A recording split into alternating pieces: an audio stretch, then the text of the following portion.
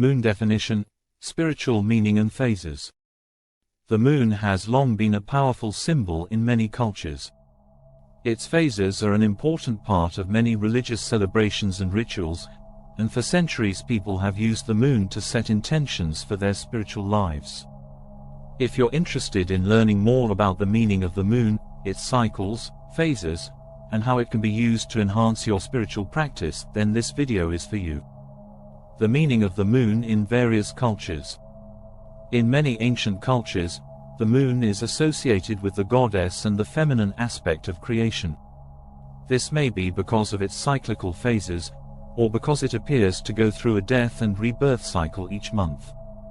The moon has been long considered a symbol of the feminine, and is associated with the emotions and intuition and of course water. It reflects light from the sun like water does. It represents the subconscious universe, and the moon controls the waves and tides of the oceans. The human body is made up of 80% water, so the moon definitely has an influence on us and everything around us. The moon's phases also connect to nighttime activities like sleeping or dreaming. If you have trouble sleeping during a waxing moon period, then try meditating on this connection between your mind and body before going to bed. You may find it helps you relax. Why is the moon powerful? 1. Earth's moon is the closest celestial body to our planet. 2. The moon is the only natural satellite of Earth. 3. Unlike other planets, the moon doesn't have an atmosphere or liquid water on its surface. 4. It's also home to no life forms nor magnetic field and ozone layer, which protects us from harmful solar radiation as well as ultraviolet rays. Role of the moon in spirituality. The moon plays a major role in spirituality. It is the second most referenced celestial body in astrology. It represents our feminine side such as feelings, emotions, and intuition. Our moon occupies a zodiac position in our natal chart. Whichever astrological sign our moon occupies in our natal chart, we tend to display and associate this zodiac and element with our feminine side. Spiritual people understand that each phase of the moon has its use in manifestation, so they consider the moon when working spells and magic. 1. The moon is a symbol of the divine feminine. 2. The moon is a symbol of the subconscious. 3. The moon is a symbol of the unconscious. 4. The moon is a symbol of the shadow, which includes all that we repress and hide from ourselves, as well as our internalized expectations about what others should be like, i.e., our other. 5. In alchemy, it stands for the spirit. In astrology, it represents psychic energy or power. In mythology and folklore, it's often associated with death, as in the pale crescent. Phases of the moon. The moon plays a large role in your life. It's also one of the most mystical and spiritual symbols we know of. Understanding how to use the moon's power to manifest your desires can help you achieve your goals, release stress and anxiety, or just relax. The moon's phases are generally classified into 8, which is the new moon, waxing crescent, first quarter, waxing gibbous, full moon, waning gibbous, third quarter, and waning crescent. The first 3 of these are all very similar in appearance. They're all dimly lit with a silver luminance on one side. Waxing gibbous is when you can see half of the moon's face illuminated by sunlight. It looks like someone put half a slice of bread in front of you. This phase is also called last quarter, because at this point 1/4, or slightly more, of the surface area has been exposed to sunlight since it was last new. The third quarter comes after the full moon. It is when we see 3/4, or slightly less, illuminated by sunlight since last full moon.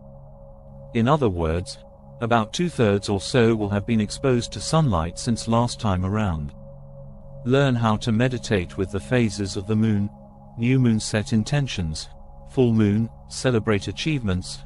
Waxing moon, manifestation into reality. New moon.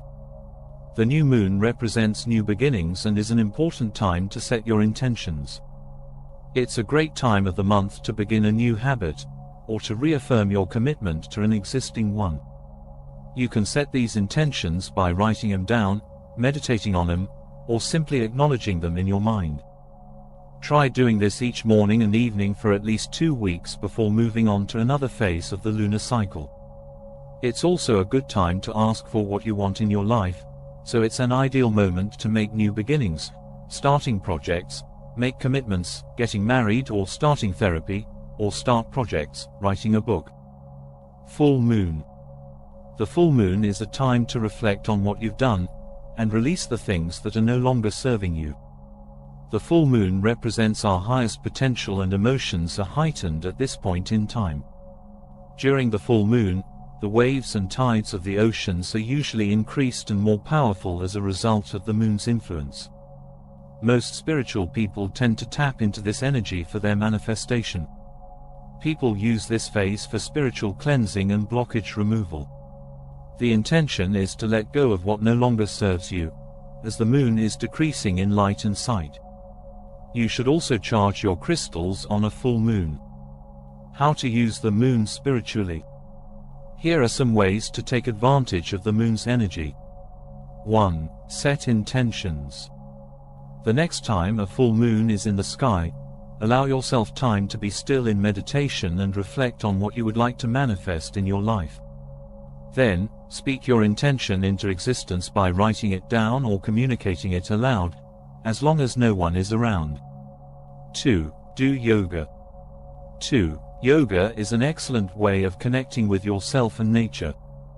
2. You can incorporate the phases of the moon into any type of yoga practice. I recommend starting with the downward facing dog during new moons so that you feel refreshed and energized. 3. Work magic. Something as simple as candle magic with herbs and incense is truly magical and a way to tap into divine manifestation. 4. Clear your space. 4. This can be done at any time, but especially during waning crescents when things may feel chaotic or unstable for us personally or globally. Cleanse your home, car, etc. 4. And set fresh intentions for what you want going forward. How to set intentions with the moon. 1. Make a list of things you want to achieve. 2. Choose a time when you have the most energy.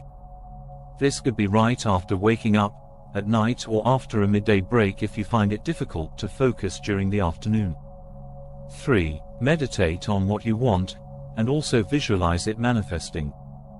4. Write down your intentions on paper. You could also write them on stones and then bury them in your garden as part of an intention ritual. 4. Or burn the paper. The idea is to be creative and set the right intentions. 5. Do something creative and meditative like drawing, writing poetry, painting or dancing, whatever gives you pleasure. 5. This is helpful because it will help your mind calm down so that it's ready for the next step in this process. Reading out loud what was written down earlier with intention and feeling behind those words' conclusion. The moon is a powerful celestial body, and it has been used by many cultures throughout history. While not all of these religions still exist today, the moon still holds a special place in many people's hearts. With so much symbolism attached to it, as well as its importance in astrology and medicine, particularly when treating women's health issues, we think it would be a shame if people forgot about this ancient symbol just because it doesn't fit into their worldview anymore. I hope you enjoyed watching. Kindly subscribe, click our website link in the description, and get notified whenever we release new life-changing videos. Brought to you by Conscious Identity. Stay blessed.